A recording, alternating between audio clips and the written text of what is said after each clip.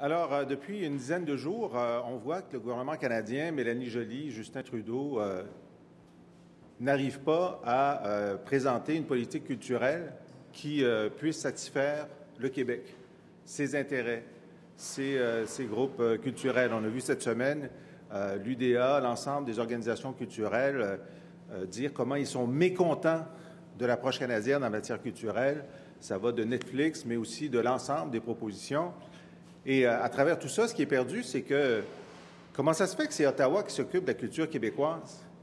Ça nous a rappelé qu'il y avait un moment où le gouvernement libéral du Québec disait que c'est le Québec qui devrait avoir la maîtrise d'œuvre de la culture sur le territoire québécois et que le Canada devrait dégager, devrait respecter l'existence d'une nation québécoise, donc d'une nation culturelle, et devrait laisser au Québec la gestion des sommes, des fonds, de la politique culturelle.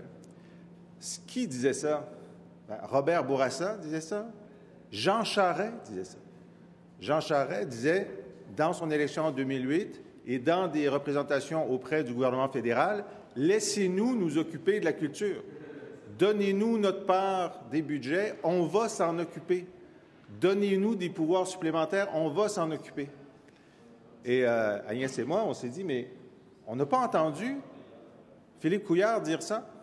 On n'a pas entendu le ministre de la Culture, Luc Fortin, dire ça, mais pourtant, sa voisine de banquette, Christine Saint-Pierre, lorsqu'elle était ministre de la Culture sous Jean Charest, c'est ce qu'elle demandait.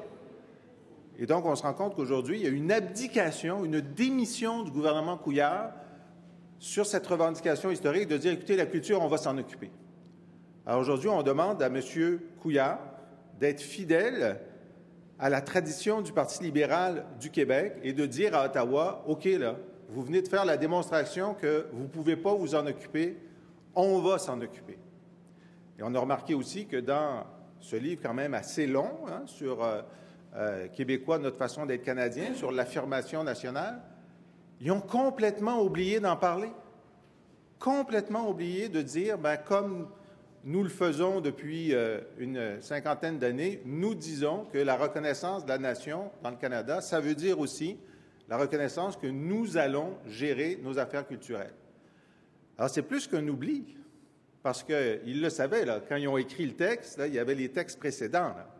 Et les fonctionnaires qui les aident à faire ça, ils ont tout ça. Il n'y a rien oublié. Je les connais, ces fonctionnaires-là.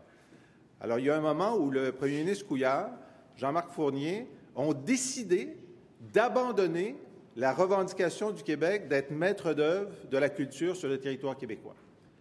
Alors aujourd'hui, je voudrais savoir pourquoi. Est-ce qu'ils sont fiers de ça? Est-ce qu'ils sont contents de ça? D'avoir délégué à Mélanie Joly la gestion de la culture du Québec? Est-ce que c'est une bonne idée? Est-ce qu'ils sont toujours d'accord avec ça?